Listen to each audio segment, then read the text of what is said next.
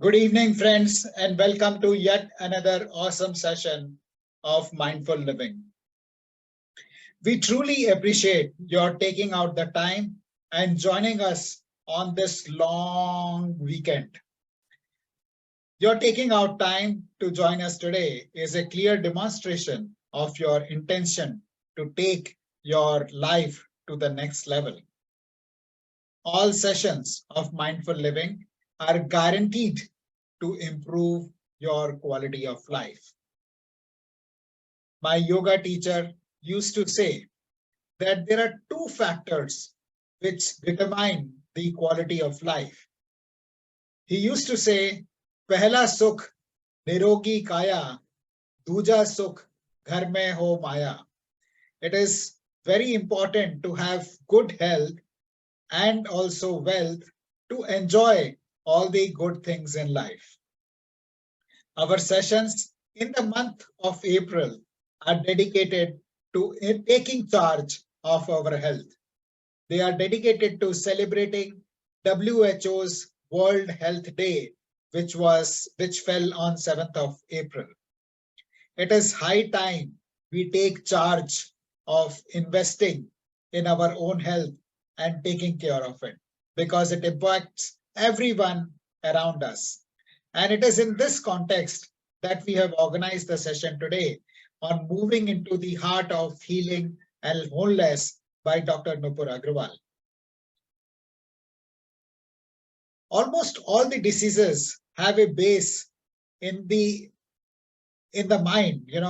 About 30 years back, a little over 30 years back, when I used to live in a hostel, I used to have frequent bouts of cough and cold, fever, etc. And the homeopathic doctor I used to go to, he said, Ashish, my medicines will cure you. But if you want a permanent cure to your illnesses, the frequent bouts of cold, cough, fever, I suggest you go for meditation. And he filled out a form for me to attend Vipassana meditation in 1991. So that was the first time I went and did my meditation. But what I had learned then was that there is a very strong connection between mind and body. And who better than Dr. Nupur Agarwal to speak about the mind-body connection? Dr. Nupur Agarwal is a specialist in oral medicine and radiology who lives in London in UK. Out of her calling, she transitioned into mind-body medicine about 20 years back. She's a certified meditation teacher who specializes in techniques like medical hypnosis for subconscious mind reprogramming. She has been doing path-breaking work at an NHS hospital in London for the last 5 years, offering her services to the cancer patients. Her research has been published and has won awards in European Medical Journal. She is also a Reiki master and offers one-to-one coaching and group workshops on mind-body healing. Dr. Nupur, welcome to the session. Thank you so much, Ashish, for organizing this yet again. And thanks to each one of you who has taken the time out today to be present. Means a lot to us as we love to share what little we know with our community. So thank you so much. Thank you. Thank you, Dr. Nupur. And friends, how many of you are joining our session for the first time? If you're joining a mindful living session for the first time, please type FT in the chat box. Thank you, friends. Thank you very much. Thank you very much. Let me take a minute, as you're joining us for the first time, let me take a minute to introduce myself. My name is Ashish Kumar, and I am the founder of Mindful Living. I started Mindful Living in 2018. Prior to that, I worked in the corporate sector with companies like Tata AIG, Future Generali, Marsh India, HCL Healthcare, and Healthcare at Home in senior management roles. During the years of my working in the corporate sector, I realized how stressed the employees are and the impact that the toll that stress is taking on their health, happiness, and well-being. Being a mindfulness teacher, practitioner, and teacher myself, I thought the message of living consciously needs to be taken to the corporate sector.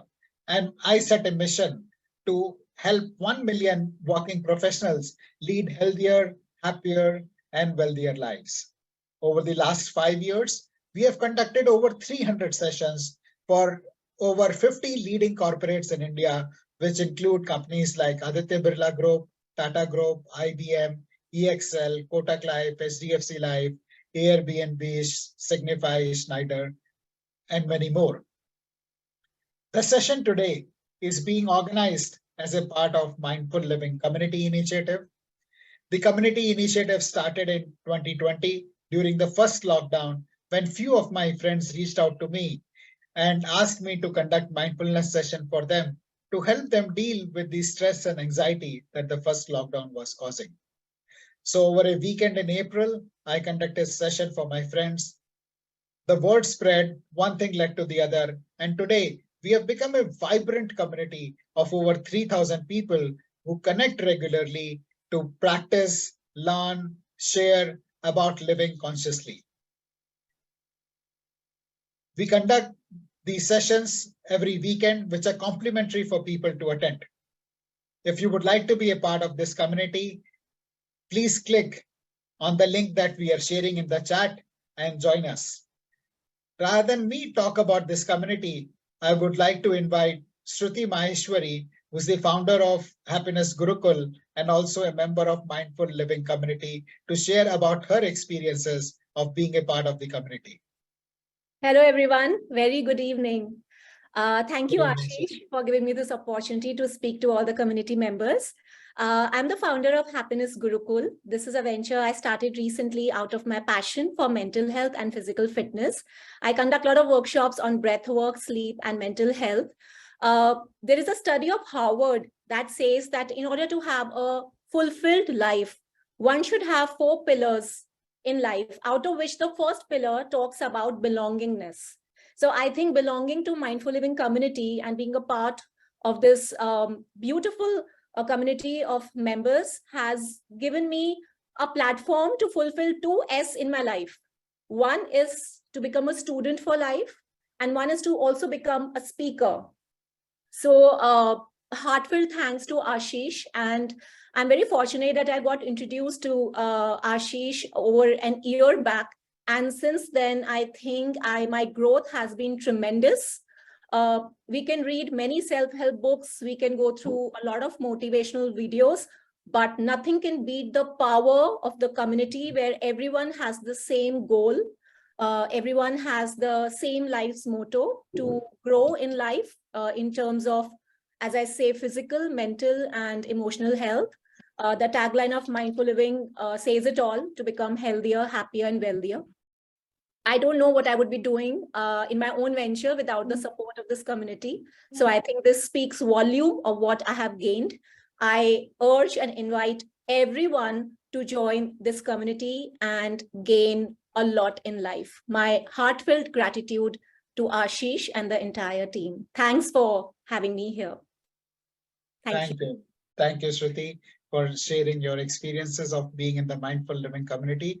We truly value you as a member of the Mindful Living community. Thank you. One more thing, Ashish, before I put myself on mute again. I'm a big fan of Dr. Nupur, and she knows that. And I have gained so much out of her workshops in the past.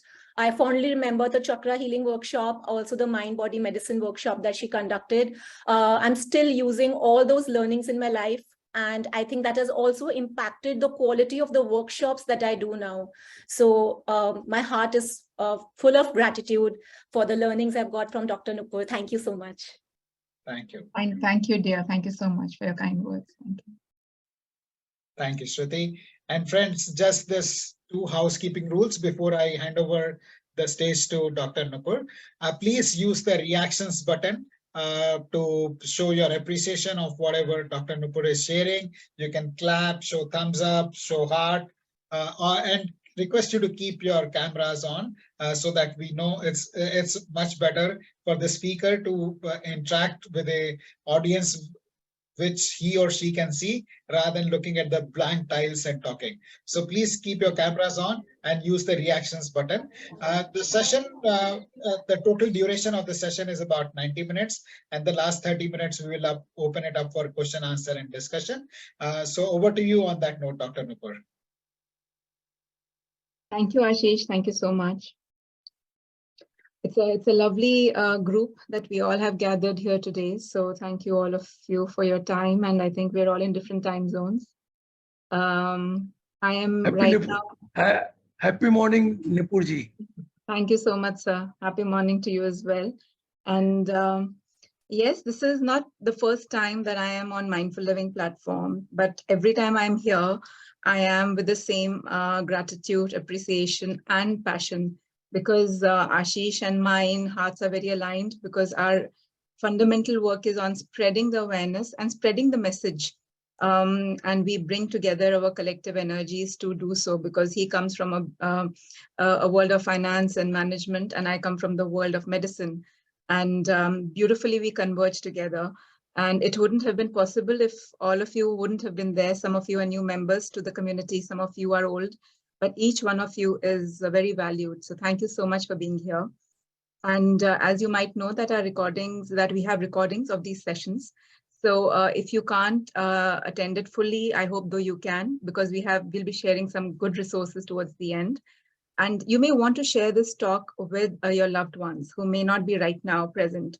So please feel free to actually go ahead and share this recording of the session later on with your loved ones.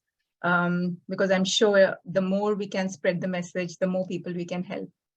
Let me start off by sharing my screen, because there is a lot that I would like to go through, and I'm very mindful of the timing that we have. So without further ado, let me just start doing my screen share. All right, just a couple of checks. Am I audible well? Yeah. Great. And now you can see you can see the presentation? Yes, Dr. Nupur. Okay, brilliant. Thank you so much.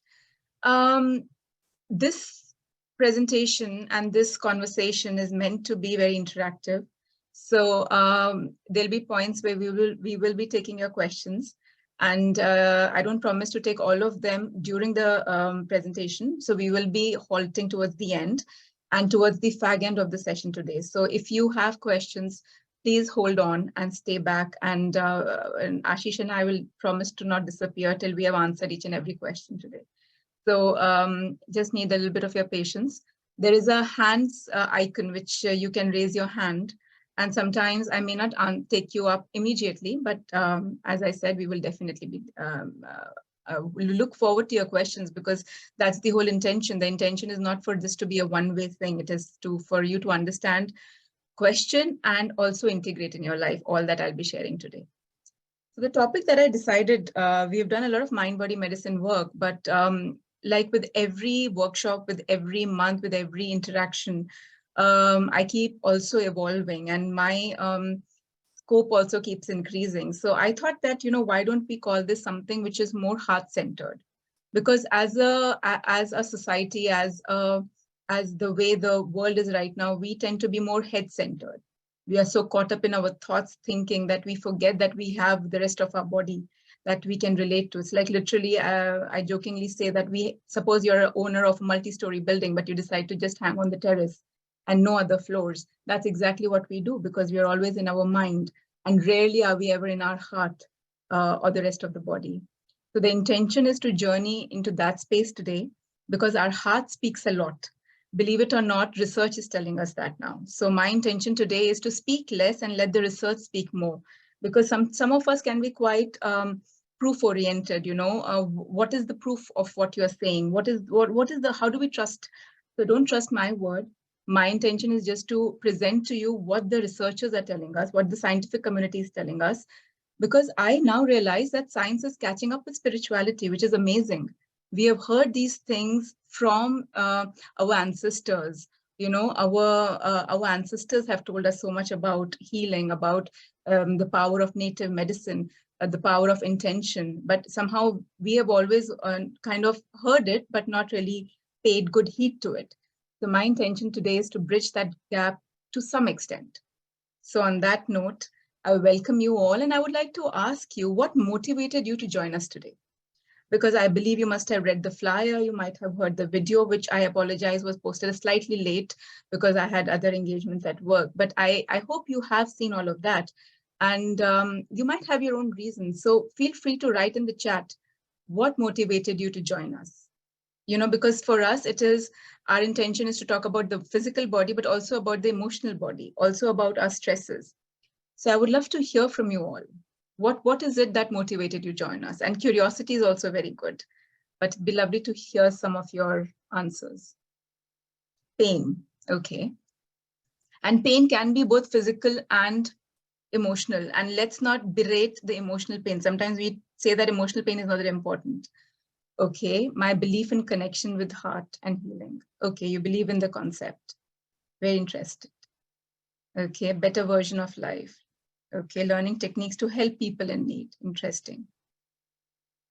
Okay. Okay, interesting. Somebody's saying low energy and fed up of popping pills. Yes. Right. Wonderful. Curiosity. I love this subject. So I think all of us are quite aligned with the fact that somewhere we are curious, somewhere we are going through some challenges in our life. Sometimes we also don't want to share it in a public forum, and I totally respect that. But we all have our motives. Now, there's one thing that I would request all of us to do is to really be present here as much as you can. I know IPL matches are going on and they are a big distraction for a lot of us, but please try not to multitask. And please try and just be here. If you're here, just be present with something which we call Shoshan. So as Ashish said, that I'm also a mindfulness practitioner and teacher. So we have a concept in mindfulness which is called Shoshan, which is to be present with an open mind. And today I extend it even to your heart. So please be here to listen to everything that we are sharing with an open mind and an open heart. And I hope and I trust that you'll be able to take away some gems from our discussion today. All right, so I have read all your responses. Thank you so much for sharing them. And I will do my best to include all your curiosities as I go along in the session today. Wonderful. A simple question. Do we believe that curing is the same as healing? When I say healing, and when we hear the word curing, is it the same, or do you think there's a difference? Any thoughts? There's no right or wrong answer, so don't judge yourselves or other people. It's just as I said, our community talking together. Are they the same, you think, or is there a difference? I think healing is like we say, a wound is getting healed. Okay. Yeah, a person is getting cured, maybe because of the diagnosis or because of the medication that is taking. Yeah, that's how it is, I think. Yes. Thank you. Thank you for sharing that. Okay, so curing, everybody is saying, is a little more superficial. It is healing is something which is more deeper.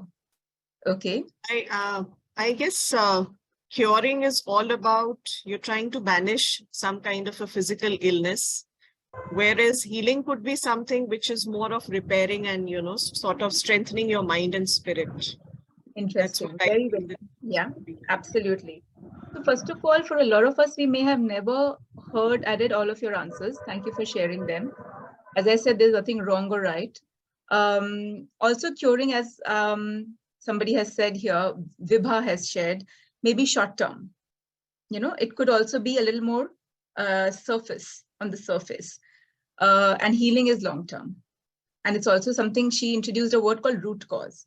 So, very interesting. And all of you have said something very nice. So thank you for sharing that. Absolutely. A lot of times we are looking for quick fixes. We are very good at looking for quick fixes. Because we don't have time. We are always running around for the fastest, easiest, and the quickest route. And that also, unfortunately, is now applying to our health and healing and wellness. So I just want that if you have never even thought of this question, please kind of reflect on this, that healing is a little deeper than curing. It goes deeper. Now, how deep does that go is something that I will be discussing with you. And definitely curing is required. I'm not belittling it. It is the first step. But the problem is when we stop there. And certain conditions, of course, can be just good with curing, like when you have a muscle pull or when you have something very immediate. But the healing I'm talking about is more for something which are more chronic, things which are a little more, I would say, protracted. That means long-term, right? That's where the word healing comes in. And healing word is what is holistic. It includes us as an entire being, not just as a physical being. We are called human being. Beingness is the holistic part of us. And the human part is the physical part of us. Even at what defines us as a creature is saying that look beyond the human because you are the beingness. And that's the healing part. The healing takes care of the being. I would like to share a story which I find very, very inspirational, and I could share many, many, many with you, but I'm very mindful of the time that we have together. So this one particularly is my favorite and Ashish's favorite, and that's why I thought let's pick this up. Miracle Man is the story of this gentleman who used to love to fly planes. He's a businessman and he loves to fly. His name is Morris E. Goodman. And one of the times when he's on a flight, he's flying a small air glider of sorts, he crashes. And the crash is almost appears to be fatal. So when he is, when the teams are trying to recover the debris, him from the debris, and it was quite people were surprised, first of all, to see that there was an alive man that they were pulling out of that crash. And then when he was taken to the hospital, he had multiple fractures. He had cervical vertebrae fractures, that is the neck. His neck was gone. His larynx was gone. He couldn't speak. His diaphragm was gone. That means he couldn't breathe. And he was a complete mess to the point that doctors didn't leave a moment to remind him or his family that he will not survive. Or even if he survives, he'll be a vegetable, right? The story of Miracle Man is narrated in the words of Morris himself, and we'll be sharing the link as resources towards the end.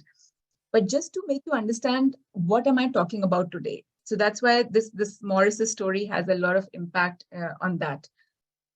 He was given no time. He was told that every day that he may not survive tonight, that night may not be the last night of his life, and he may not see the next day. And the more he was told, the more his resolve to prove the medical fraternity wrong grew stronger and stronger. He was told that he will perhaps, even if by a miracle he survives, he will be forever wheelchair bound, and he will always have a respiratory machine next to him because he will not be able to breathe himself.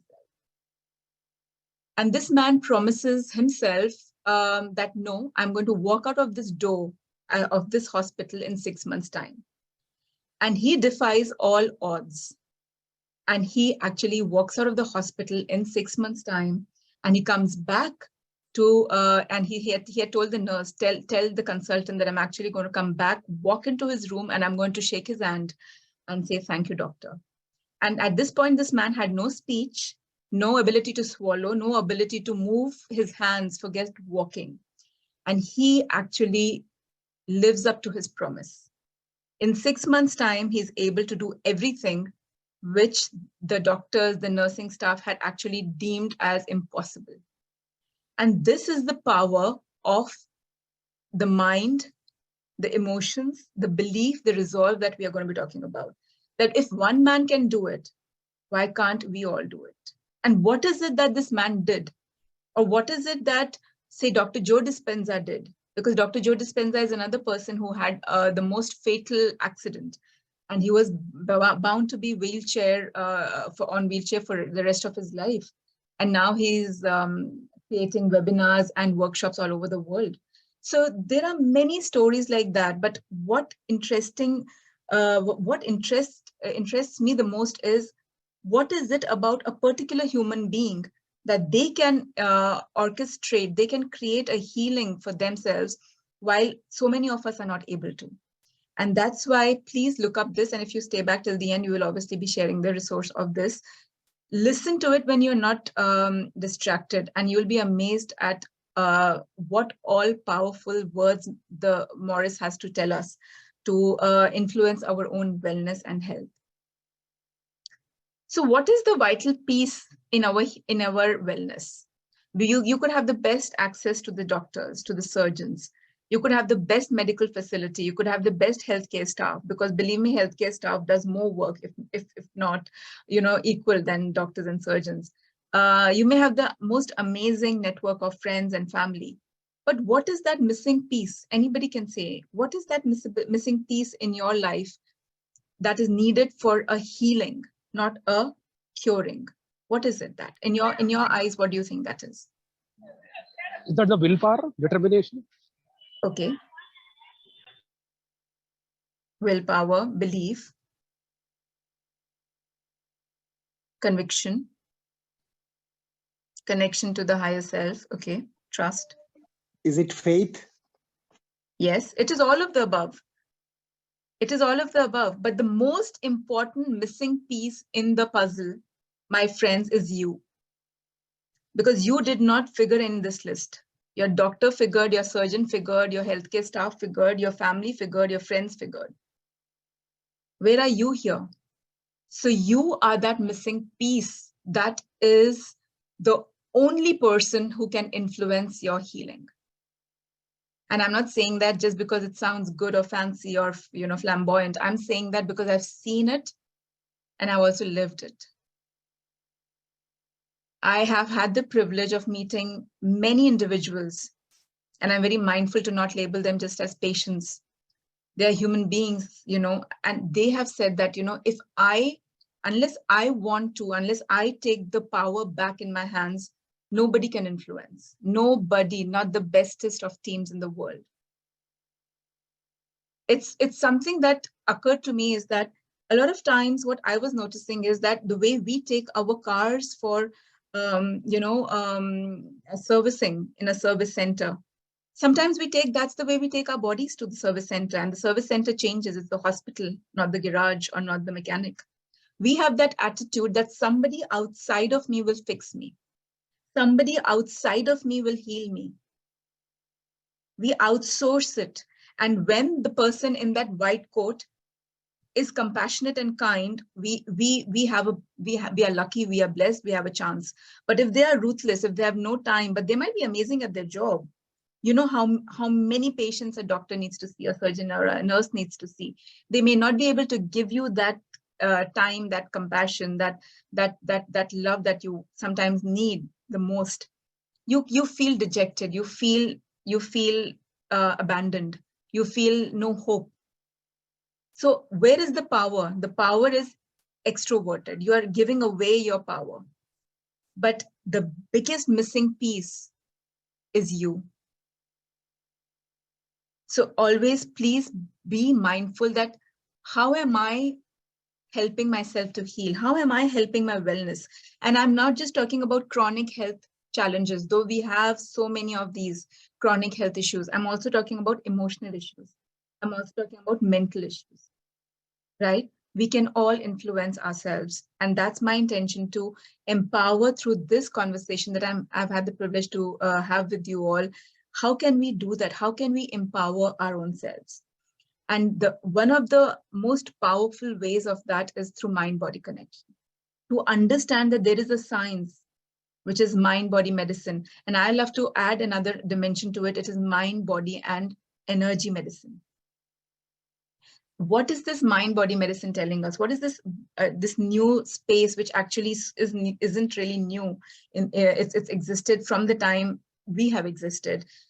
Is that we are not just physical random body put together. We are not some cells put together. We have a very, very intelligent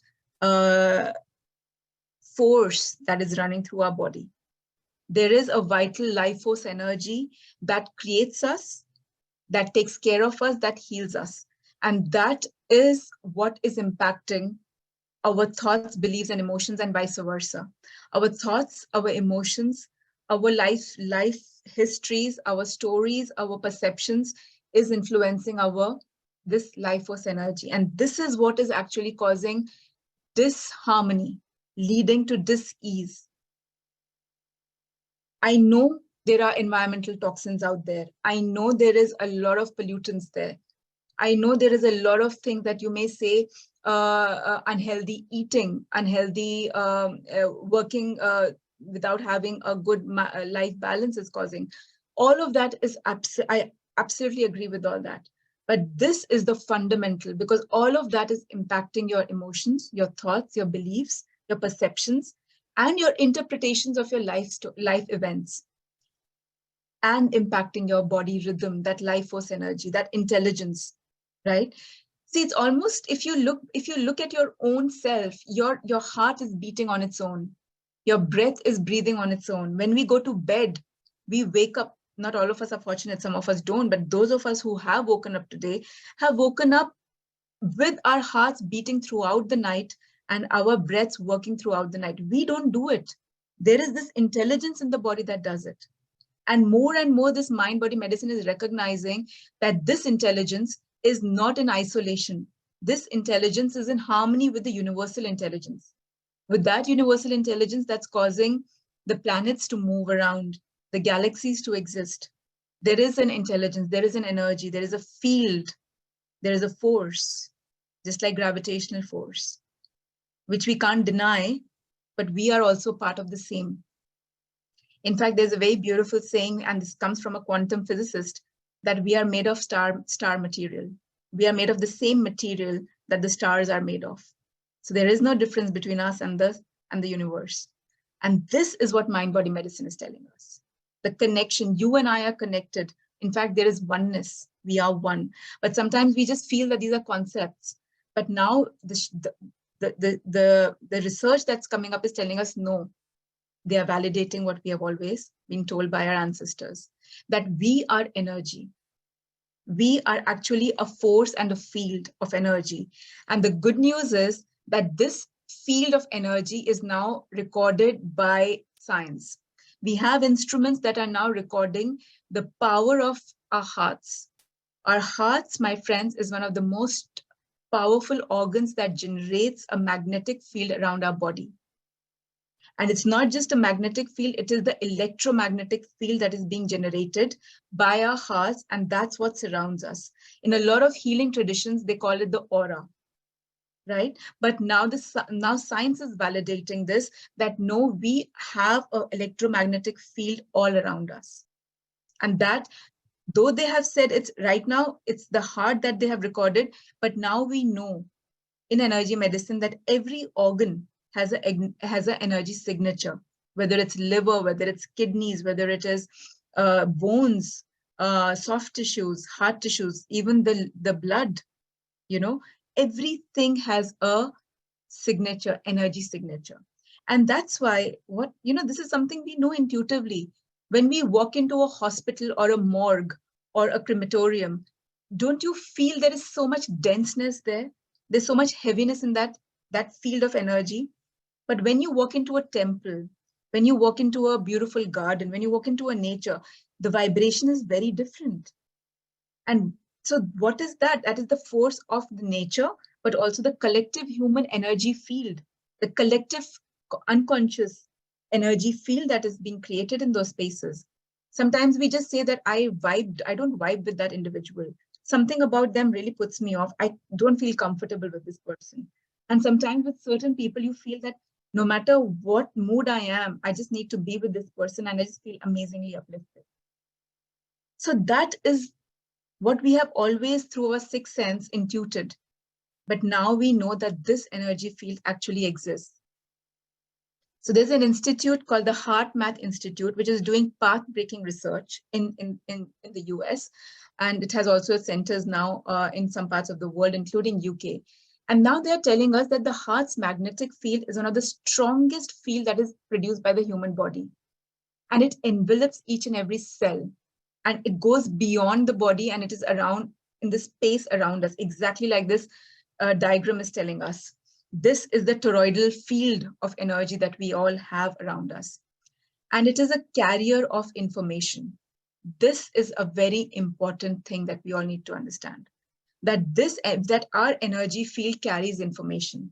And that's what we exactly say, that, oh, I kind of get along with this person, I don't get along with this person. It is the field that's communicating. Even before our words communicate, our energy communicates, right? And similarly, now we know that our emotions are contributing to this field, right? The emotions, what is emotions? And emotions is nothing but energy in motion, right? So energy again is creating, and heart is one of the organs for our, we say that heart is where the emotions are and head is where the thinking is. That's how we as humans separate them, though that's not always true. Now, emotions is again impacting our energy field a lot. This is something we must understand, that the emotions that we have is actually either creating a contraction in our energy field or it's creating an expansion in our energy field. Emotions can contract, emotions of anger, hatred, resentment, even fear is an emotion. These are all causing contraction in our cells, in our energy field, and disarray in this energy field that we are talking about. All the emotions can either, so this is a very healthy energy field, and disruptions in this energy field is, imagine it getting contracted when you are feeling heavy emotions. And when we are feeling more wholesome emotions of love, of joy, of gratitude, of appreciation, of respect, that's when there is an expansion of this energy field. And not just the field, but the cells. And that's what I'm going to be sharing with you today, how these emotions are impacting our DNA. Our DNA is nothing but our genetic material. That's what is passed on from generations to generations. So we are nothing but our genes, some people say that, right? So this is something that a study has in Finland, a Finnish study has shown that they asked almost up to 700 participants to map how they feel the emotions in which parts of the body. And it was amazing that how people actually felt emotions in the body. Till this, they weren't even aware that emotions have anything to do with our body. But in this study, they mapped. So, I will be talking a lot more in detail about this study later on in the workshop that I'll be talking to you about. But just to understand that this is now being understood by science, that all our emotions are now trapped in the body, right? And certain emotions like depression, shame, even sadness, see, this blue map is where you feel powerless. A lot of times, sometimes when we say that I'm feeling powerless, I don't think people who have sometimes depression don't even have the energy to get up from their bed, to brush their teeth, to have a shower. So that's why, because they feel completely powerless, there is no energy in their limbs, and there is a heaviness and darkness. Whereas certain emotions have a power to them. They make us volatile, they make us do things. But that's the underlying point is that all our emotions are mapped and stored in our body, right? And that's what's impacting our energy field. And diseases are happening when this field of energy is weakened, it's in disharmony, or there are blocks in the body. And that is something we have actually completely missed the link. We, honestly speaking, in medical science, if you ask why is this being created, the answers are very vague. But the medicines, yes, can help you. So the medicines are being prescribed, but the why of the problem is an answer that nobody can give you. And now we are seeing the why is being answered by the mind-body medicine, that yes, when you store anger, this is what's manifesting in your life. When you're storing hatred, resentment, to this extent, helplessness, then that's how it's affecting certain organ systems in your body, right? Now, the research that I wanted to share with you, which was absolutely mind-bending, and that's the word I used, is about understanding DNA. And everything that we are talking about here is at the genetic level now.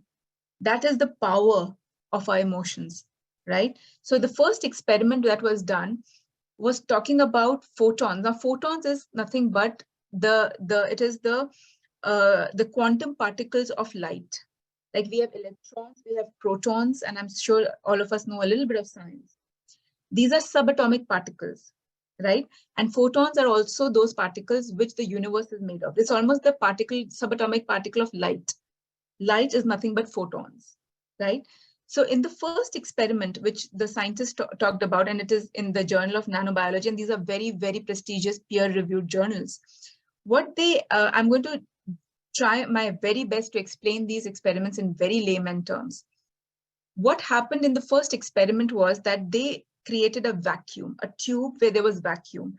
But no matter how much vacuum you create, there is always photons in that.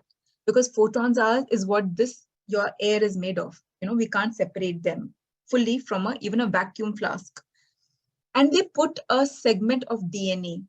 DNA is deoxyribonucleic acid. That's where our genetic material is. And it is coiled. It is coiled. It is like, if you can imagine a coil, it is very tightly coiled in our cells. Because they say that if you open a single DNA molecule, it is so long that it can go over cities, the lengthwise. So in a cell, it has to be wrapped fully and it is coiled up together. Now, what happened is that they wanted to experience that a DNA in a vacuum tube with just photons, and they left it alone to see if DNA and photons have any kind of interaction. We are not creating any interaction. They wanted to see if they are at any level creating by themselves, do they interact on their own?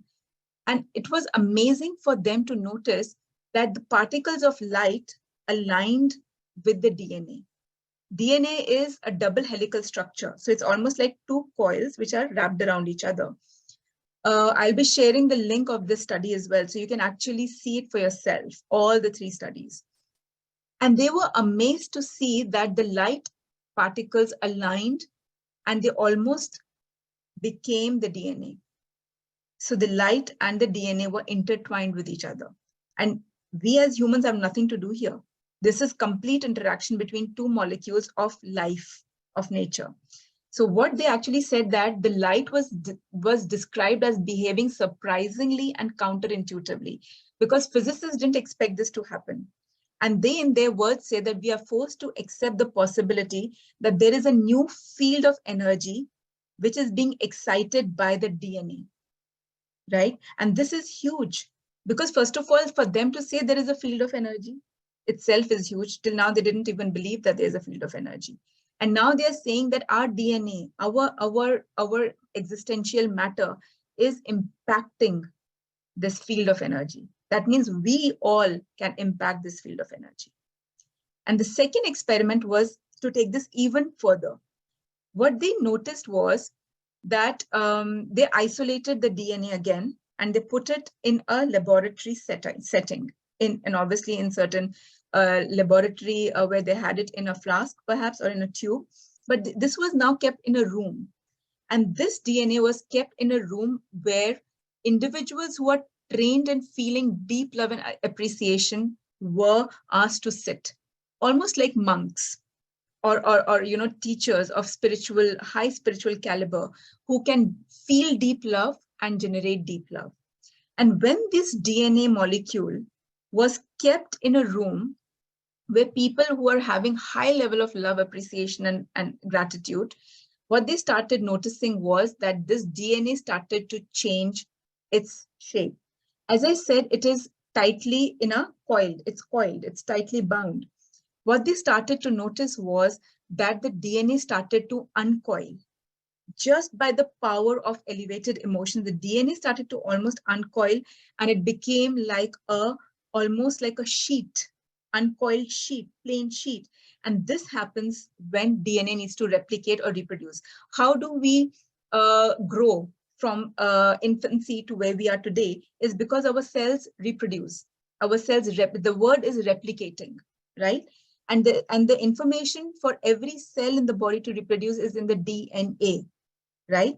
So for a cell cannot reproduce unless the DNA replicates. And for a DNA to replicate, it needs to uncoil and then create more copies of it. And that's a little bit of biology. But you have to understand that what emotions could do, they could make a DNA molecule uncoil and replicate as if it is going to replicate. And that was huge because till now we didn't know our emotions have an impact to that cellular, microcellular extent.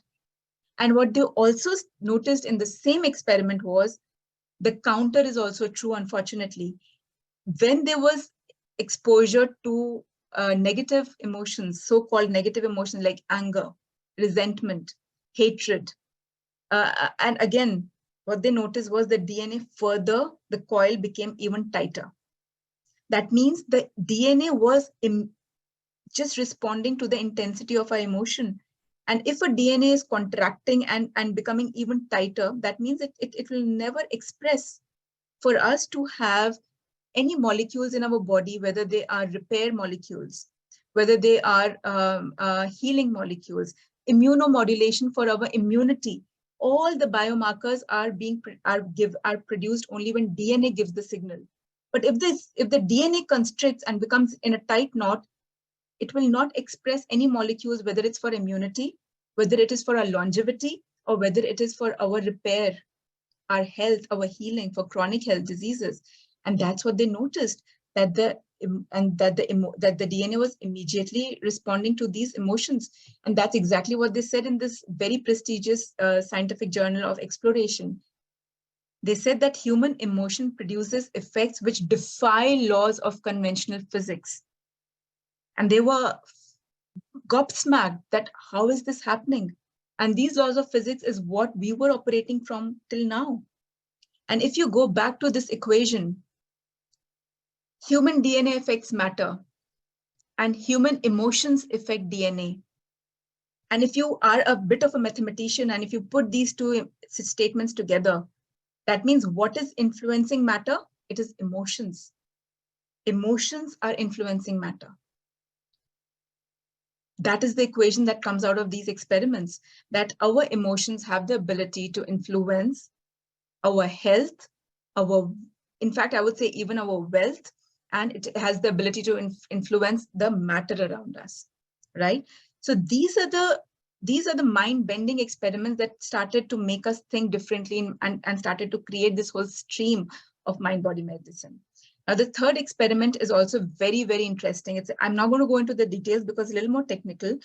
However, the link has all the details, so you can watch it yourself. Double slit experiment, or that is bringing to light the observer effect. And the observer effect started to tell, I'm going to say it very briefly.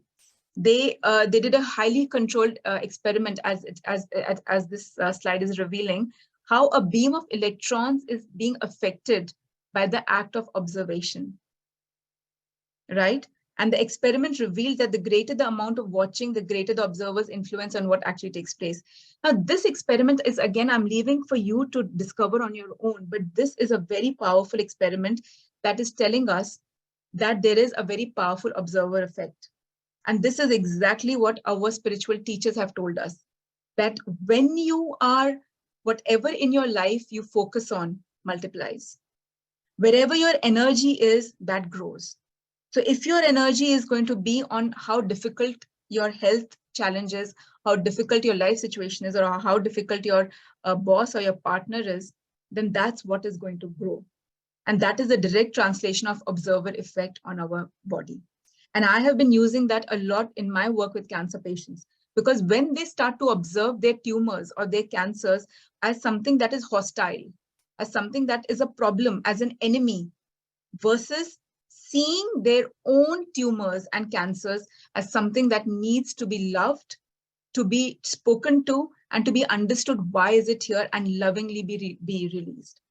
And this observer effect is what has created huge difference in the healing, right? So the double slit experiment, for all of you who want to know more about, I'm always around after the end, because it's going to take a little bit longer explanation, but this is the crux of it, that's what it is telling us, right? And scientists have now been quite amazed at all of that, of how their thinking has changed. And this brings us to the next science, to the next step in our understanding of mind-body medicine, which is psychoneuroimmunology.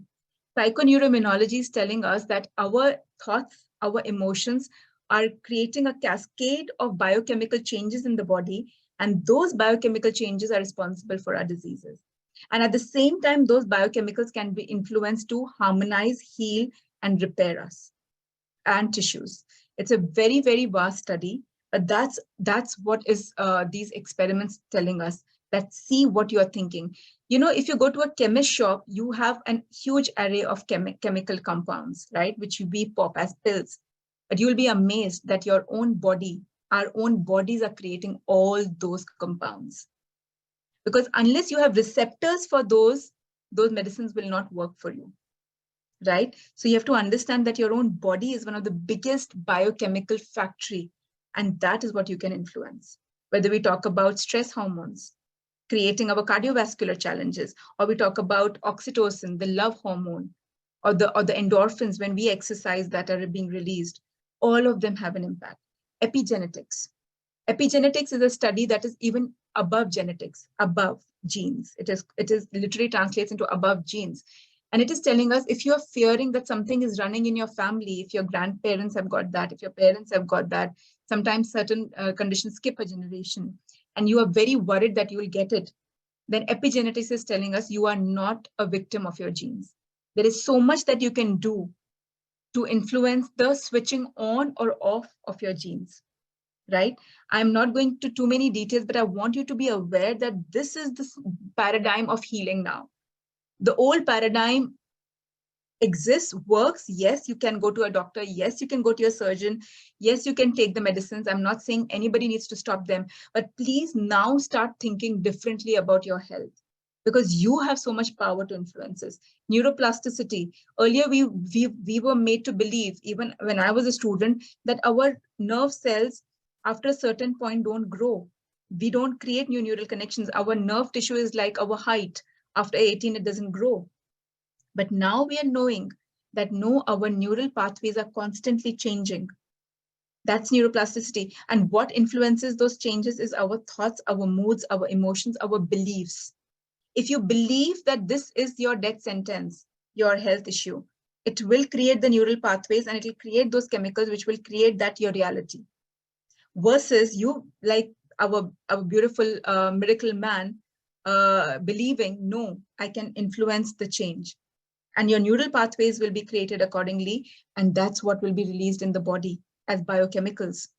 And quantum physics, all these experiments are a part of quantum physics. And quantum physics is telling us we are made of the same material as universe is made of. And we are no different from them. So how is it that now the question lies, what can we do to, how can we heal? Now that you have this knowledge, now that you know that you can impact your own health healing, how can you do it? That's my biggest question. You know, how, yes, your doctor can say that it is impossible for this condition to get better.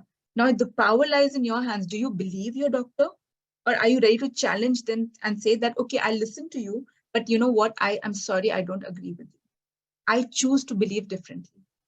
I choose to be in more control and power of my own self.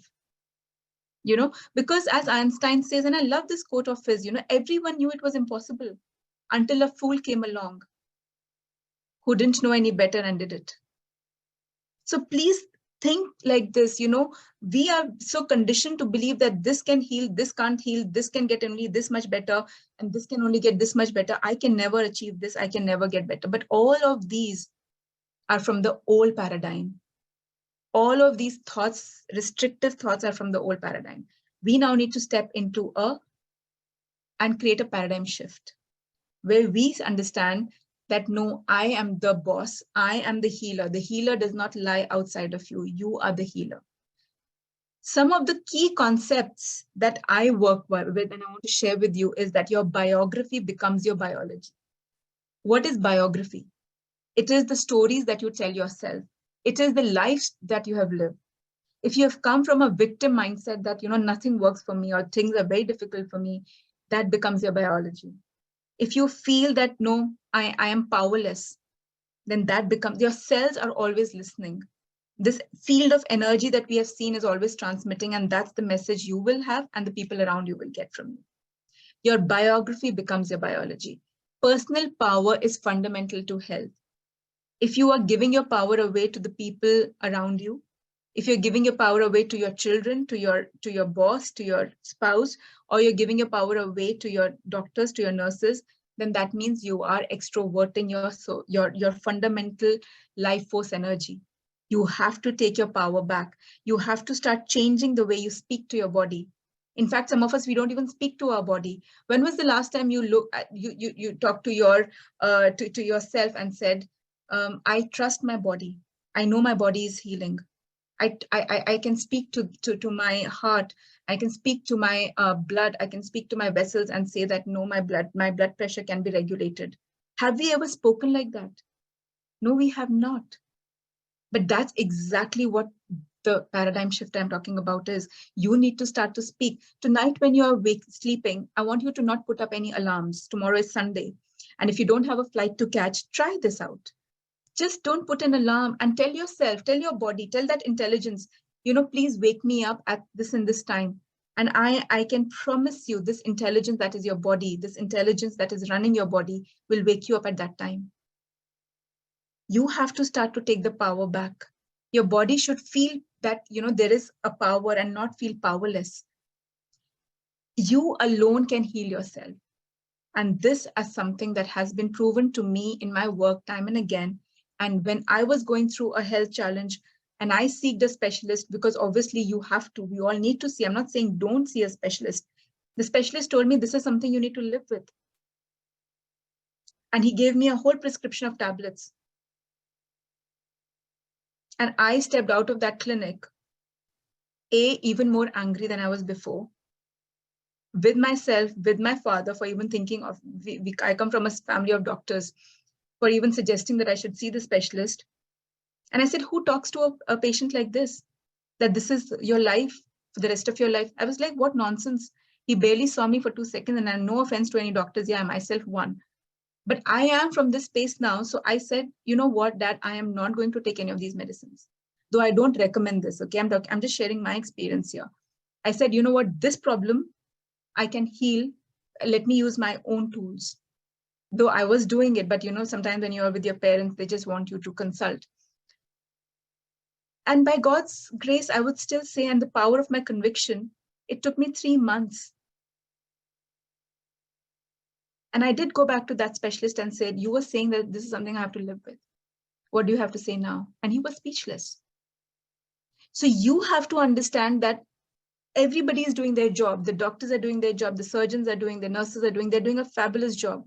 But are you doing your job well? Ask yourself that, how am I, besides popping that pill, what else am I doing for myself? How else am I helping myself? Because unless you do that, nobody else can. Right? So the whole point of this conversation is to tell you that there is so much that you can do to feel whole. Actually, we all already are whole. To remember that, to feel that again, to really heal from the cells, from our DNAs, and then to thrive. That is the intention. And you now know it's possible. You now know science is behind you. You now know what your great-grandparents believed, your grandparents have told you is not hocus pocus. The science is now catching up, right?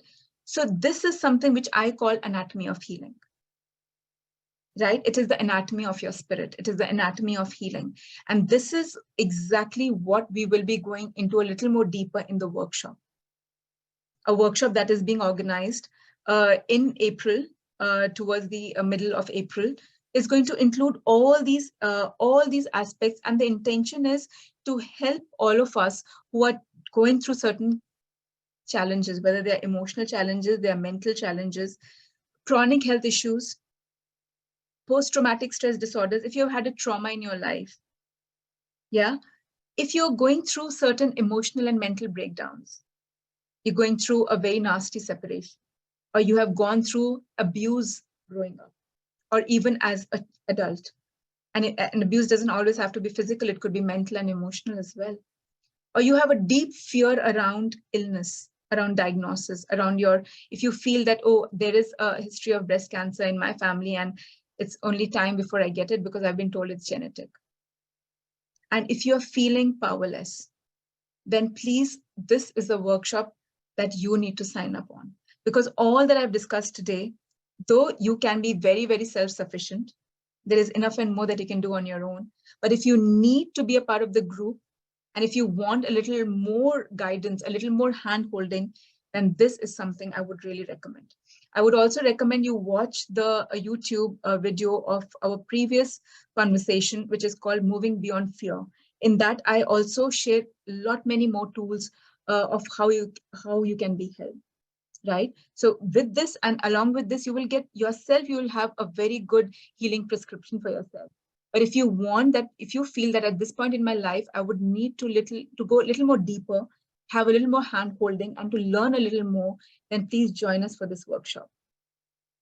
Some of the things that I'm going to be working on and sharing in this is reducing dependency on external factors, and that includes medication. We are not going to stop any medication, but we are going to monitor it. And once you have learned the techniques, we are going to see how your medication with consent and with agreement of your physician, if they can be reduced, right? Especially medications like pain medication. And that's exactly what we do. We never ever stop anything on our own. But once we learn these tools, we see how can we, if at all, reduce or taper the medication. If you are going through cancer, then how can you manage the side effects? And that's what my research paper that got published was all on this. Also, we will be learning tools to measure. How do we quantify this? How do I say, I can measure fever, I can measure my weight, but how do I measure my pain? How do I measure my anger? How do I measure my resentment? We are, as humans, we are allowed to feel everything. And the problem actually happens when we suppress or repress it. So in this workshop, I'm also going to be talking about feeling fully. At the same time, being aware and quantifying how much am I feeling. We have used certain tools to measure pain, and that's what I'm going to be teaching you. How can you be your own researcher? How can you measure your own pain, your own anger? And then use these tools and see, oh, how have I, now this was this much, how can I rate it now? So you will learn the tools to measure your own pain and problems and see how much progress you have made yourself. And also you have to understand, how do we let go? Because your biography is creating your biology. And your biology is what is impacting your disease and our diseases and our illnesses. So our biography is where we have to understand that it is important to let go of grievances. How do we forgive? What does it mean to forgive? What does it mean to heal by releasing anger? Our own stories. So this is what we will learn. We will learn the art of communicating with our body. How does our body listen to us? There was this girl who had come to me and she said that, I am going through something, and I'm talking about an athlete who was performing at a very high level of games. Now, a lot of times athletes don't get bothered by the fact that they have something called the monthly cycle. They have their periods at that time. And she said to me that, doctor, I can take medicine to delay my periods.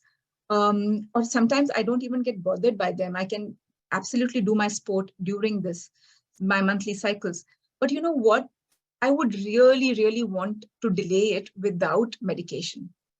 And she asked me, can I do this? And I said, of course you can do this. And we learned how we can speak to our body and speak to our body and, and achieve what we want to achieve. And just for those 2 days when she didn't want her cycle to happen, her body did not make it happen. Instead of 28 days for her that time, it became a 31-day cycle. And that is the power that I'm talking about. You can communicate and the body listens. But how do we do that? And then she was back the next month, same regularity. Same thing happened. And you know what, though? I'm not surprised, but I am. Every time something like this happens, I am in awe of the power that we all have. And this is something I would love to share. Self-healing and enhanced quality of life. That is what you will learn. So much more than even what I have mentioned. It's a 3-session workshop. And in these 3 sessions, we will also do a 1 follow-up session. So it's actually practically a 4-session workshop. In this session 1, I'm going to be talking about the stress response and relaxation response. How do we achieve this relaxation response, which is also called parasympathetic nervous system stimulation. Parasympathetic, we have something called the stress response, which is the sympathetic nervous system, and then the parasympathetic. We are going to be talking about creating a blueprint, which is in alignment with the quantum model. And this is actually what our miracle man talks about in the video, that this is exactly what he did. And this is something that we can replicate in our life. We will talk about how neuroplasticity matters and how we can include it in our life. We will be talking about mindfulness and psychoneuroimmunology. Now, all of this is not just talking about, we are going to be doing tools and techniques of embodying these. So when I talk about neuroplasticity, I'm going to be telling you what are the neural pathways. So for example, why do they say that you can ward off conditions like Alzheimer's or dementia by learning a language or a new skill even in an older age? They say that now that one of the key ways of preventing Alzheimer's onset is by learning certain skills. Why is that? Because you are generating new neural pathways. And that is what is needed by the brain tissue to get active and delay the onset of Alzheimer's and dementia. So how can you do this yes, great if you can learn a language, great if you can learn a music instrument, but what else can you do to enhance that neuroplasticity? How does Heart Math Institute is telling us to be in coherence and dissonance? If you go back to this slide, I'm just going to go back to this wonderful slide. It talks about coherence, heart coherence, moving from dissonance to coherence. So when we are going to be talking about neuroplasticity, we are actually going to be talking about what is it that brings us in coherence? What is it? What are the elevated emotions and how are they helping us to create cellular healing? And what is causing dissonance? Now, dissonance is something which is disharmony of the flow of energy field, whether we call it prana, we call it chi, we call it life force energy. So there's something which we use in energy medicine called EFT. Some of you have even done a workshop of EFT with me. EFT is emotional freedom technique. It is tapping on the acupuncture points. It's called acupuncture without needles. Now, the basic premise of dissonance is that we have certain things which are called the energy blockages. We have energy blockages in our body. And because of those energy blockages, we get diseases because the flow of life force energy gets disrupted, right? So this is exactly what we will be talking about, that how heart coherence leads to better neural pathway formation. And as a result, the healing hormones get released in our body, right? So this is going to be a very intense session 1 and a lot, just requesting everybody to put themselves on mute, please. Yes, thank you. And the second thing that we are going to be doing about is, as I said, session 2. Now this session 2 is going to be on a lot of visualization, and it is going to be on speaking to the intelligence of your body. Right?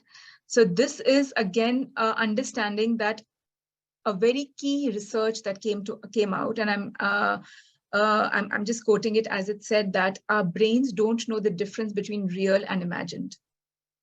Our brain does not know the difference between real and imagined. If I ask you to see color red, or if I ask you to imagine color red, the same areas in the brain get lit up, right? So this is huge. So if the brain doesn't know the real from imagined, this is the principle that our magic man also used. He started to create healing scenarios to trick his body into believing that it is done, and started replaying those scenarios again and again. So how does visualization help us at the cellular level? How does imagination help us in building those tissues of the body that need repair, right? And in session 3, we are going to be talking about working with difficult emotions.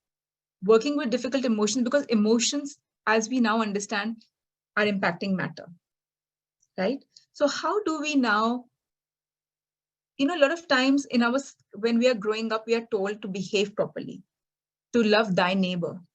But nobody tells us love yourself. So session 3 is going to be huge on self-love. And self-love also means accepting your difficult emotions. If you're feeling resentment, first of all, don't suppress it.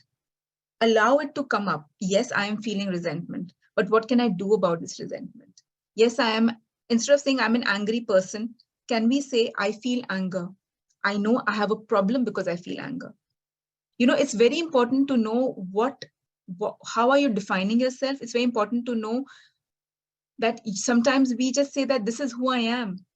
Your biography creates your biology. If you just say this is the person I am, then that will be your reality. So how do you shake yourself out of that, accepting, releasing, and creating a new emotional graph for yourself? We will be going through a lot of science here again. We will be going into the works of of this of the entire emotional chart that is being created. If you have attended some of my talks, I talk about a emotional guidance scale given to us by Dr. David Hawkins. So we will be basing it on that. We will be talking about levels of consciousness, and specifically in session 3, you will learn the art of symptom management, whether it is your high blood pressure, whether it is increased blood sugar, whether it is a symptom. I have worked extensively with symptom management also for cancer patients, dry mouth, inability to swallow, inability to, to raise your hands, inability to even lift a cup of a mug because of or a spoon for that matter, because of peripheral neuropathy. So all of that is what I will help you understand and integrate in your life. And the session 4 is going to be on as a follow-up. And I'm going to now just stop because it's been quite a lot of sharing. I'm going to take 1 or 2 questions, and I'm going to hand it back to Ashish for him to help us, integrate all that we have discussed today. So any questions that you have, I would request you all to raise your hands from the hand icon, and I'll take a couple, and we will take the rest towards the end. Thank you.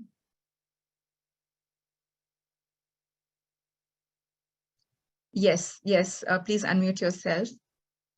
Jagdeep Kaur, you can talk to you. Hi, Dr. Nupur. Good morning. And it's great subject, it's very interesting for me. Would you mind going back to the slide where you were showing, different impact of emotions on the body? Yeah.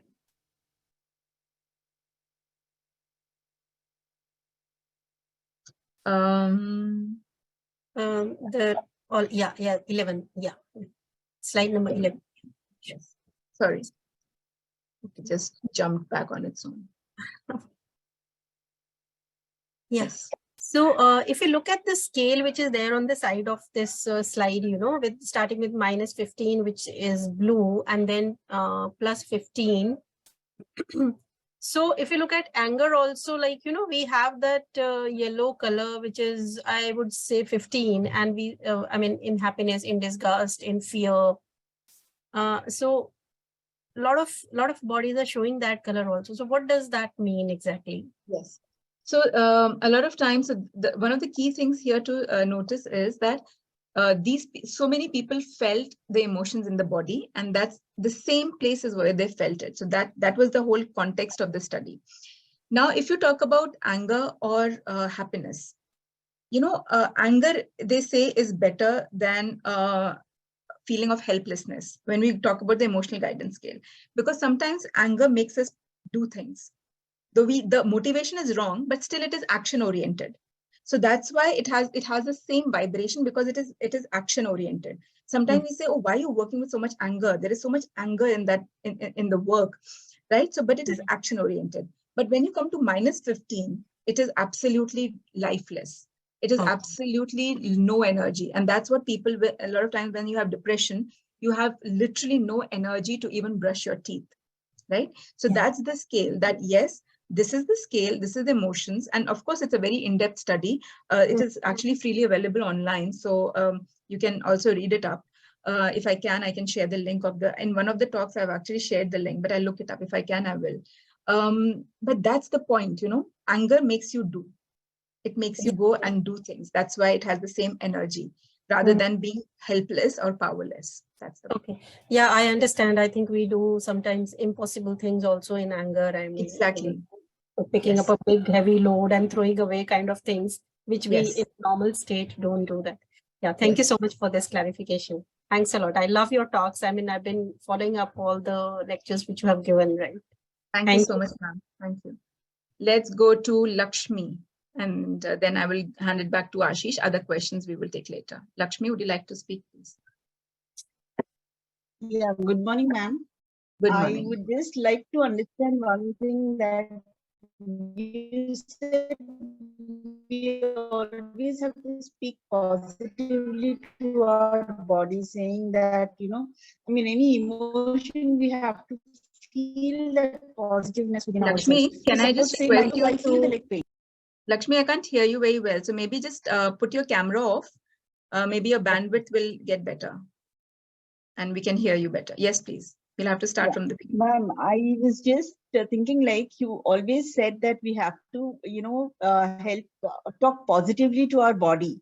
So, say suppose if my leg is paining, so how do I, I feel the pain, but how do I think positive about it? Yes. Or communicate positively to my spouse or child or anybody, because I'm feeling the pain and I don't know how to deal with it. And I always keep thinking my leg is paining, I'm not well, I'm not well. So how do I come out of such kind of feelings?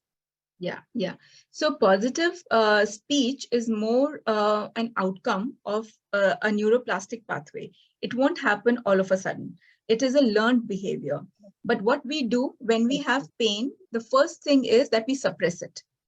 Most of us want pain away, we wish it away, and we want to suppress it by taking some medicines. For most of us, that's the way we deal with pain. But when how we approach pain in mind body medicine is that pain is a way of body communicating with us. The body will not, body actually is like a child crying for attention. That's the way the body wants our attention, is by creating a painful condition, right? So when we have pain in the body, instead of cursing it, wishing it away, just being with it, by asking what's really going on? Why is this pain here? Instead of getting into either a fear mode or a rejection mode or a suppression mode, we get into a bit of an acceptance mode that yes, my pain is here. And what is this pain trying to tell me? Why is this pain here? Sit down with the pain. Maybe the pain is because you have overworked your body. Maybe you have over abused your physical body beyond its limits, right? So that means the pain is asking you to rest. Sometimes the pain is asking you to just sit down, give the body a break.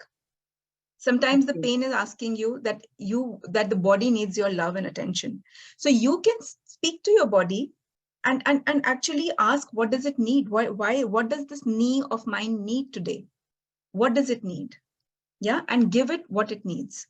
So this way you will start to become very intuitive about the injuries, the problems, the discomforts of the body, and give them what they need rather than going from suppression, denial, rejection, and wishing them away. Okay. Right? So if it's an acute condition, it will get healed very quickly. But if it's a chronic condition, that's where this even works even more better in a chronic condition. Thank you, ma'am. So when you learn things like, when I'm working with pain, chronic pain management, I ask to speak to the pain and say, what is this pain telling me? So we get into a mindful meditation and we go into the pain, we visualize it, we give it a voice and we say, what is this pain telling me? And there's so many times we come up with so many repressed emotions that are stored in that part of the body and the body is not able to release it, right? So this is just the tip of the surface that I'm sharing with you, but there is so much more to it. Okay. Thank you, ma'am. Thank you. I think I'll now hand it back to Ashish to take us to the rest of the presentation, and then we will come back to all questions. Thank you, Dr. Nupur, for such a wonderful session. Friends, I know we have been seeing your comments on the group about how wonderful the session is and how you're appreciating the content. Please fill out this brief feedback form for us. It takes you less than 30 seconds, and we are sharing the link. And once you have filled out the feedback form, please type FD, feedback done, and then we will go through the rest of the presentation. We are getting a lot of questions about the workshop, the timings, details, etc. So we'll quickly go through this and then we will come back to you, Naga, Nori, Group Captain Srikanth, and Kalyani to take your questions. So just be a little patient with us.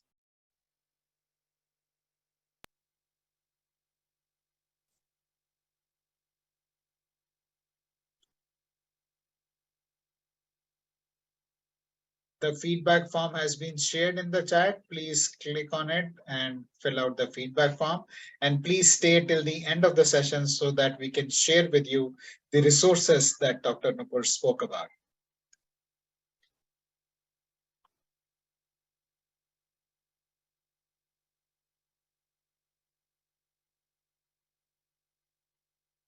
All our sessions in the month of April have been dedicated to raising awareness about our health and improving our health outcomes.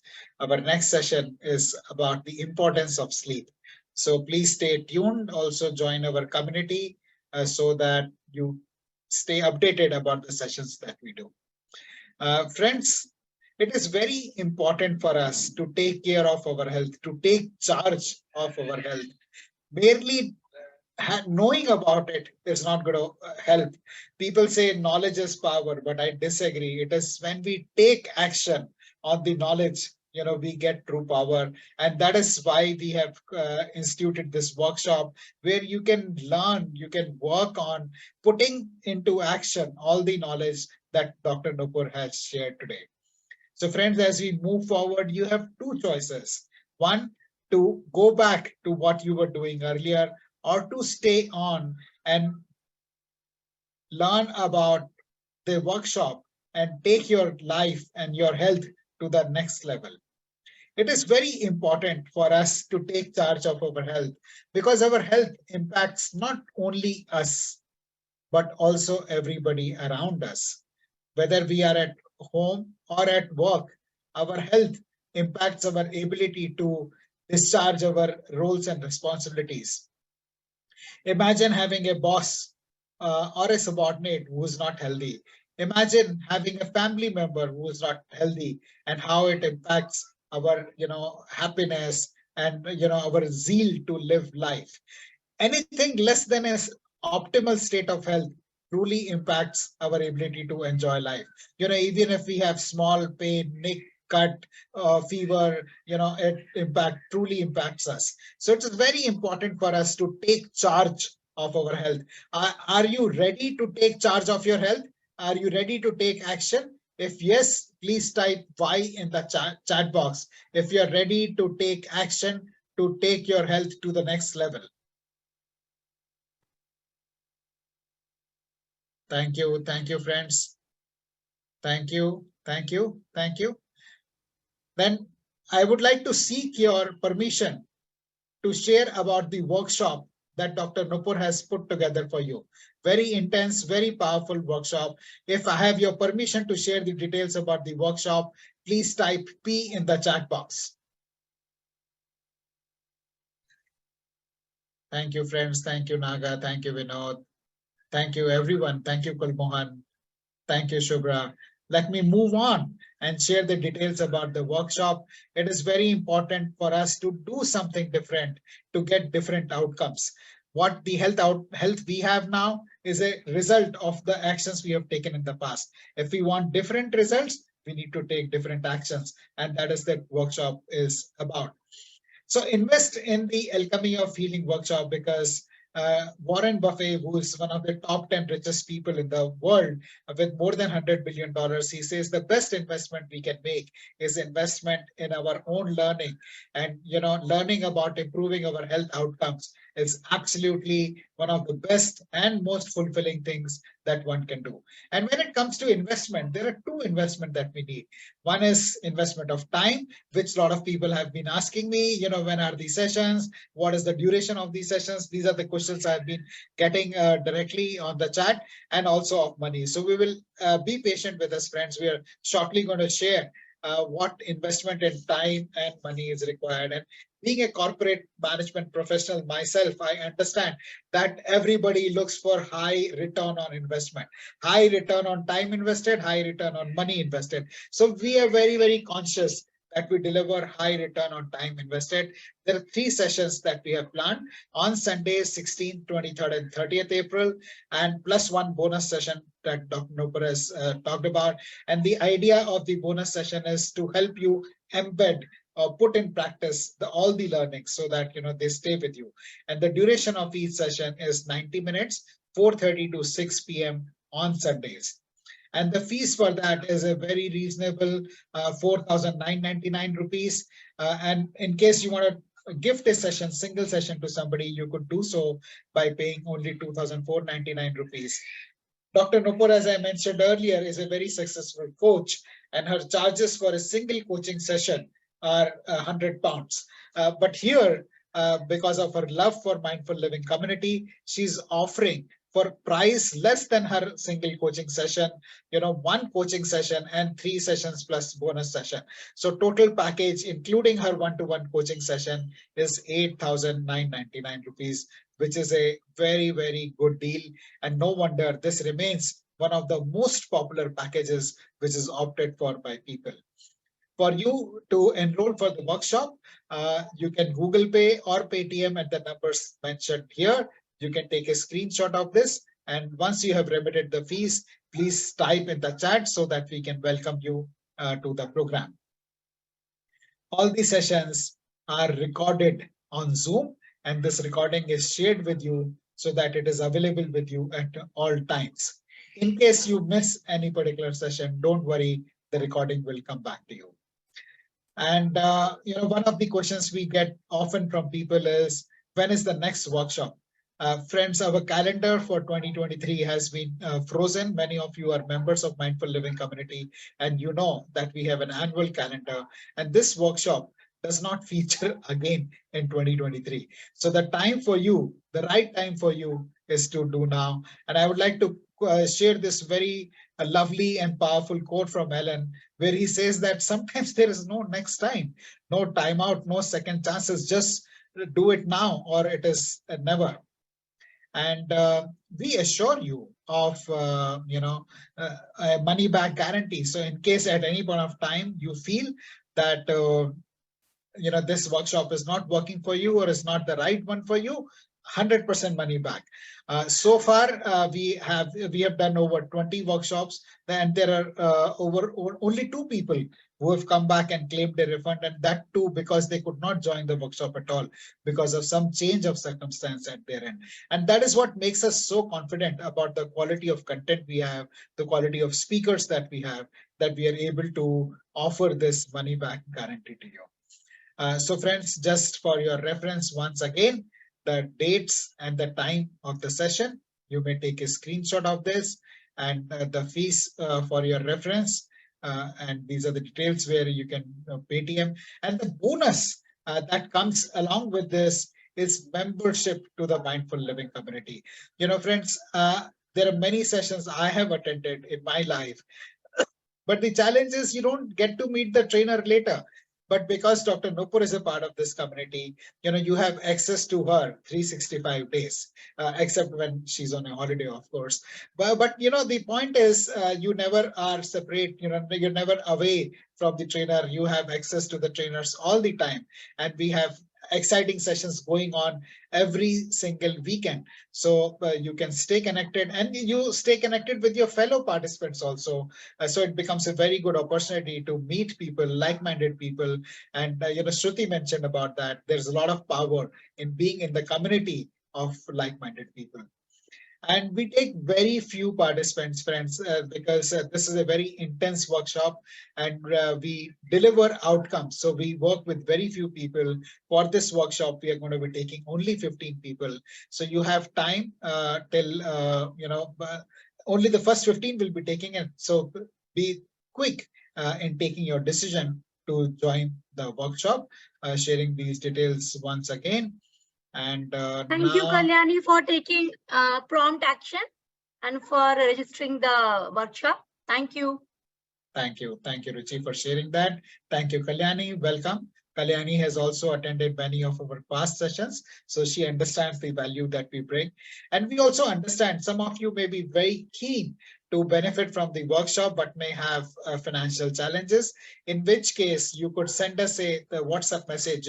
We have shared Ruchi's number. earlier with you, so you can send her. This is Ruchi's number, 98714448227. So you could share her a WhatsApp in case you want to avail of scholarship. Just type scholarship and send her a message, and we will connect back with you.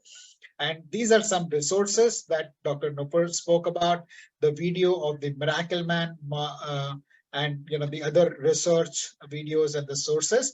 We will also be sharing this over an email with you, so don't worry if you can't make a note of all of them right now. So in next 1 or 2 days, by Monday latest, you will have an email from us. Watch out from email from Mindful Living, and that will have the link to all these resources. So I'll now pause here to see if you have any questions, comments, and we'll be happy to take that up. Kalyani, you also had a question. Do you still have a question? Because we would like to start with you, else we will take Nori. Hello. Yes, yes, Kalyani. Yes, of course. This is a little personal. The emotions, how it is actually closed in into your body as you're talking. What really happened was when I got married, I had wanted to marry some boy. And he was a little different in community and all those things. I expected, because it was a love marriage, that he would stay by me, but I was married into a joint family. And there were many times when I was not understood by them, because I was a Bombay girl and they came from a village. So many times there was uneasiness in the relationship. And actually, I just put up my weight uske baad mein, and the weight went on increasing, everything, hypertension, this, that, ultimately leading to cancer. And I've come out of it because as a personality, I'm a very strong person, but I have not been able to manage those emotions. I think now that we have talked about the same issue, maybe this is what is happening. So I would definitely want to give it a complete trial so that I can release these emotions and be happy with myself, because I'm a person who has got a lot of possibilities, and the same old thing, same old cycles, I really hate at times to go through. So that was the reason. Thank you for sharing that. It's, I mean, it's a very, very, it takes a lot of courage to share something so personal and private, but thank you, ma'am, for sharing that. What you talked about, what you think was so powerful is that, first of all, identification, that there is something, a root cause identification, which you were so effortlessly able to do, but a lot of us are not able to do that. There is still a deep pain in my life, an old story that is somehow creating a lot of issues around. And it's almost that it becomes like a cycle, vicious cycle, that things keep repeating. The emotion, the thoughts, the behaviors, and the pattern, it becomes a pattern, and it becomes a self-fulfilling prophecy, because that becomes the only truth that we know. And somewhere we need to break these patterns.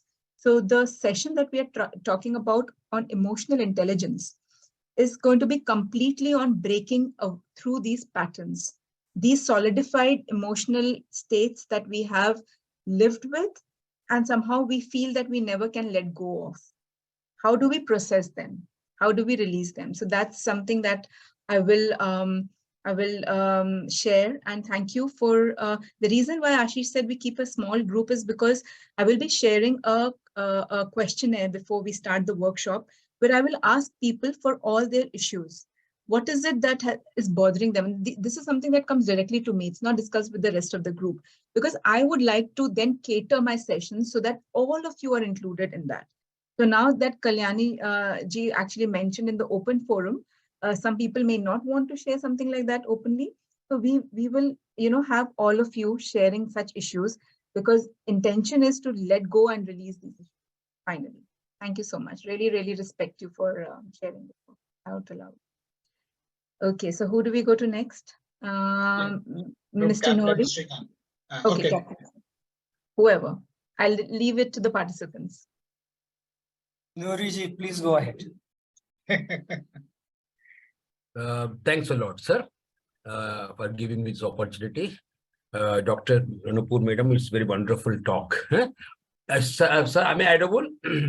Yes, we can hear you. Yeah, it's a wonderful talk, ma'am. I really, it's an enriching experience for me. You talked about the converging science and spirituality, and you also talked about the what do you call the paradigm shift is, as you rightly said, there should be paradigm shift of your biographies becomes your biology, personal power is fundamental health. You alone can help yourself. There are profound statements you have made, madam. I really appreciate. And you also said about, are you doing for myself? This is very, very crucial statement you have made, madam. And moving beyond fear, all those things. And my fundamental question is, ma'am, we are good at theory. We have wonderful theories. And my basic question is, as you rightly said, you have shown a wonderful statement where there is a scale of color scale is there, which runs from plus 15 to 0, then to minus 15. That we appreciate it. And you also said you should have what is called elevated emotions. You also talked about elevated emotions. Theory part is wonderful. So when it comes to reality, practice, there's a lot of gap exists, ma'am. What I personally feel, everybody strives to become a good version of he or himself. But the question, because the problem is that gap exists. The aspirations are good, the expectations are there. How to fill that gap when it comes to practice? Because we are good at theory. I know these theories, one should always be in the, what do you call this good, highly positive emotions. But my question is, number one, how to do it? Number two, how to sustain it? If it is so easy, the world would have become a very wonderful world. Now, I never mentioned even once that it is easy. No, I'm not telling you, madam, please yeah, I know that it is not easy. Had it been easy, the world would have been a different world. Since it is a difficult concept, difficult to implement, still we are working on that. My question is, straight question, number one, how to work that? And number two, how to sustain? Of course, I know that it is not that easy, but I would like you to throw some light on that, because we appreciate it, man. Thanks a lot. Thank you so much for that question. So one of the key things to understand is nothing happens overnight. So if you're learning and preparing for a marathon, your body needs to be tuned, primed, prepared, and it takes months for that one day of marathon running, right? So we have to understand. So just please mute yourselves, everybody. I think there's some background noise. Yeah, thank you. So it takes a lot of commitment to practice. But what do you practice is the thing that you are learning. What do I practice? How do I do this? Because things will not change overnight. Now, for some of my patients who went from not feeling anything to be able to walk, like, you know, when you imagine if you can't feel your toes and then you are wobbling and you're falling around, and then from there to be able to walk miles on a walkathon. I'm not talking about a marathon. We have something called walkathons here. How does that happen? It happens through consistent, committed belief and work. And that means changing your mind, that it's not, the first thing is changing your beliefs and your mind, that it's not possible. I can't do this. That is a reversal. Then changing your personality. Why? Because your personality creates your personal reality. If you come from the same personality, then your results are going to be the same. So somewhere you have to start changing this personality that believes certain ways, thinks a certain way, and does a certain way. So that's why, you know, it's the reason why you hear a lot of things and you don't do a lot of things is because you don't have a mentor who holds you accountable. Because you don't have a mentor who says that, okay, now how much did you do? What did you do? You know, sometimes we do workshops back to back 3 days. But I was discussing with Ashish, no, I want to do it once a week because I want to give people a chance to practice it and then report back on session 2 that this worked, this didn't work for me. How can I help it, right? So the commitment of practice and the belief has to come from the person, right? And that's what Magic Man said. He believed it's possible in 6 months. He committed to it. And that's what, you know, if you have made a house in your life, if you have made a career in your life, if you bought a vehicle in your life, you have done it because you had a goal, you believed in it, you worked towards it relentlessly without flinching, and then you achieved it. So the same commitments needs to come for ourselves. Right now it is for all external things, but it has never happened for ourselves. So we need that commitment, and we need that belief and trust that it can happen. And then with guidance and mentoring, there's so many ways and tools and techniques that you will be learning if you come for the workshop. But I have also shared so many in my other workshops. If you decide not to sign up, then you can even listen to the free talks, and there's so many tools there that you can still absorb. Ma'am, just I want to continue the same discussion because you've given a wonderful example of the person who died, who has met with in that magic person you referred, no? So any research is done because that type of quality everybody we don't have. See, no, we all actually have. Okay. But very few people actually reach that because very few people believe and get committed. He is one person. You can listen to the work of Dr. Joe Dispenza. Yeah. He also cured himself. Then you can listen to the work of Anita Moorjani. She also went through that. So I have a whole list of people who have become celebrities. But in daily life, all the patients that I have worked with are heroes themselves because they have overcome their challenges. And there must be so many heroes amongst us, because if you have overcome something and you are able to live through it, thrive through it, and not be defeated by it, that means that's a success story. Yeah. You know. And sometimes we feel if people have died from something, they have lost the battle. These are the misconceptions we have. No, sometimes death is not a defeat, but death is just a transition. So, you know, how do we break through these patterns? And there are a lot of things. So it's a very good thing that you are questioning this, because that means now you are at the right stage to start on your journey of getting into this paradigm. So please keep your questions alive, but do your research, right? All the names that I have thrown to you, all the links that will be shared to you, go on your own journey of finding this out, and you'll be amazed at the information that comes to you. Ma'am, any characteristic properties with these miracle persons, whatever cases you are referring to, any 3-4 characteristic properties you could able to identify in them, what brought them to this stage? Any 4-5 characteristic properties, which their properties can you define, which made this change? Because out of curiosity, I must know. Yes, absolutely. And the video will be shared with you, so you will also get to listen to that. But the first thing is a ability to believe, ability to not give their power away. A lot of times we give our power away to the person of authority, which we feel is a doctor, right? Or we feel is the nurse, which, with all due respect, yes, they're doing a fabulous job, but the power always lies within you. So this person believed in their self-power. They believed and trusted their own intention, and they trusted their body. They made their body their best friend rather than outsourcing their body to somebody else. They became an ally in the healing process. Ally in the healing process means they said that I'm participating in my healing, in my recovery. I am not just going to wait as a mute spectator and let things happen to me. So they were not passive, they were very active, and they were very, very resilient. Resilience is a very top quality where we don't succumb to the pressures, where we get up and we again stand up and we face them. I'm not saying the word fight them because there's nothing to fight. We need to face them with all the power. So these are very wonderful personality traits that we all have. Sometimes they're a little subdued, but we can develop them even more. Right? So these are the kind of personality traits. Ma'am, sorry for continuing. Out of curiosity, I'm asking this. You said that you should have a self-power, trusted. What do you mean by exactly by self-power and trusted, madam? What is the deeper meaning of this? You say self-power and trusted, ally healing in the process, resilient. What does it translate into reality? Yes. So what we are going to do is that we are going to go back to Mr.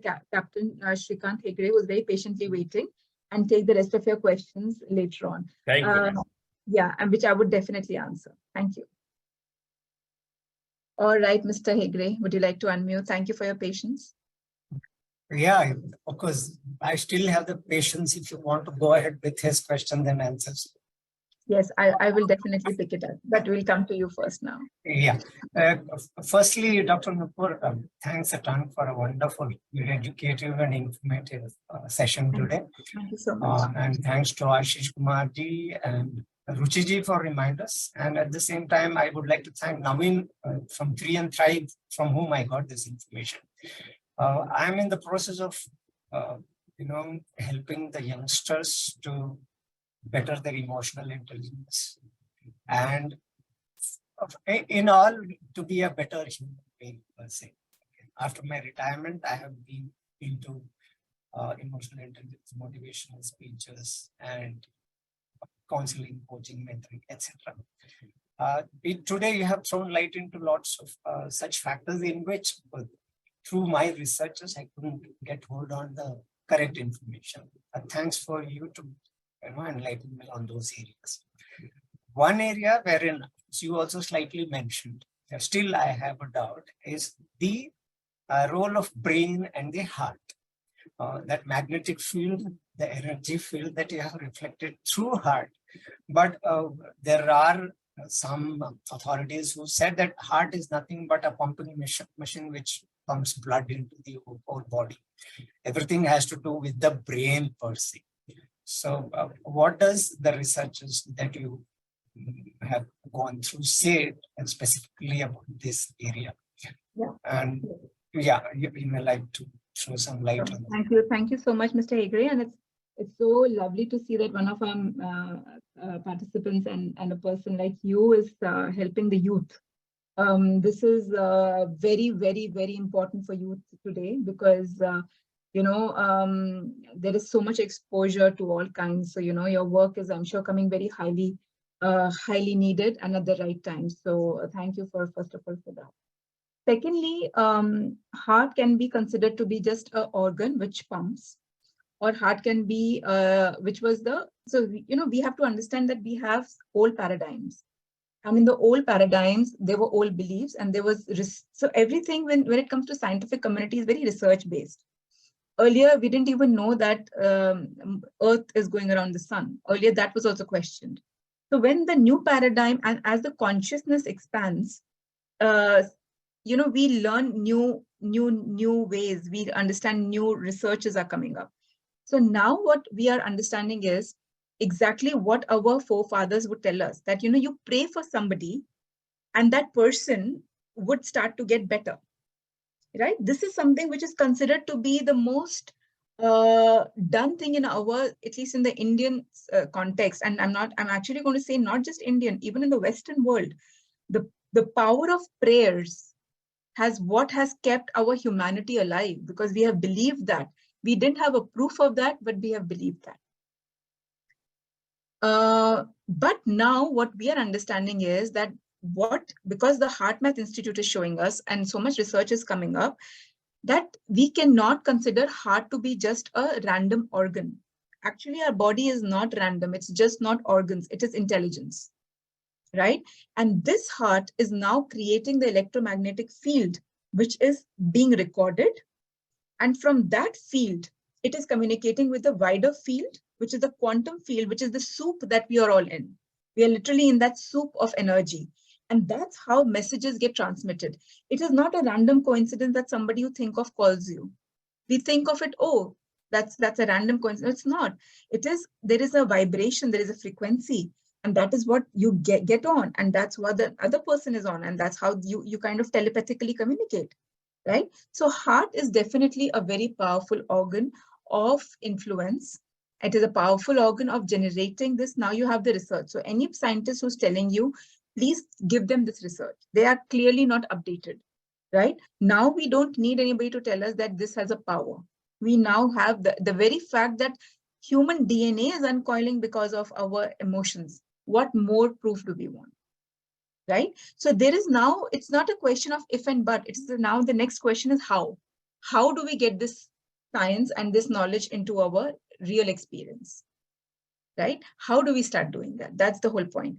And trusting, and if I can use the same moment to answer Mr. Nori as well, what do we mean by trusting this intelligence is that when you go to bed tonight, do you worry whether the heart will pump? or the breath will move unless you have a cardiovascular condition. No, you don't. You trust, you take it for granted that my heart will obviously beat and my breath will obviously come and I obviously will wake up in the morning. That is that trust. That is that intelligence which is so trustworthy that it's creating results for us, right? Yes, Mr. Hegre. Yeah, and the second question, thanks a lot. You made it so clear. I would certainly tell them that there is proof now, and I'll certainly get hold of that scientific research on this particular subject. Meanwhile, when we were going through those various diagrams wherein the energy was reflecting, so in that light, if we have to explain, the person who loses money all of a sudden also at times dies, and the person who wins a lottery also happens to die at times. How do we correlate this with the energy person? Yes, so there are a lot of random events that also happen. Everything has a connection. Everything has a continuation. Now, we don't know the person who won the lottery, what emotional trauma they're going through in their life and what might have happened that they might have died. So very recently, what had happened was that there was a shooting that happened in a school in America. And this is not a very old story. This happened just last year. And it was a primary school where even 2 teachers died. Now, this was the people and students dying at the point of shooting, right? The husband of one of the teachers who got shot dead at on the time actually died of pain, of bereavement in 2-3 days time, right? So what happened there? The person actually died of grief. The person died of pain. And that's what led to, he had no cardiovascular issue. He was not a heart patient, but he died of the sadness and the pain of losing his loved wife. So we don't know what has led to what. We not always cannot take things at face value, right? So the person who might have won the lottery and might have died there could have been so much that could have led to that, right? So there are so many scenarios, hidden scenarios that lead. So many healthy young adults are now dying of heart attacks. We hear of so many stories coming up these days, right? So we don't know that if something is purely physical or was there something energetic. And believe me, more often than not, things are more emotional and energetic. And that's when they create change at the physical level. So the physical manifestations happen at a much later stage. It's more at the level of energy, thoughts, and then they manifest in the results.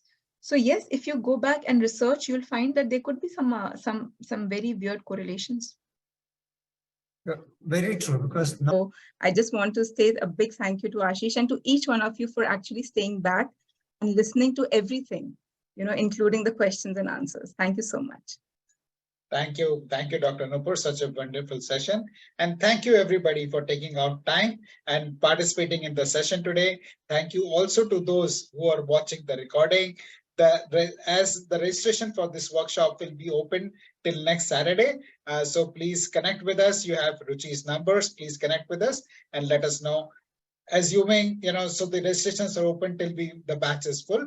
So take quick action. We already have 3 people who have registered today. Take quick 12 spots remaining. Take quick action and join the workshop and change the course of your life. Take your health to the next level and live life to the fullest. Have a wonderful weekend. You may unmute yourself and make some noise on the way out. Have a wonderful weekend. Thank you, everybody. Thank you so much. Thank you. Thank you, Group Captain Srikant. Thank you. Thank you. Thank you. Thank you. Thank you so much. Thank you. Thank you. Thank you.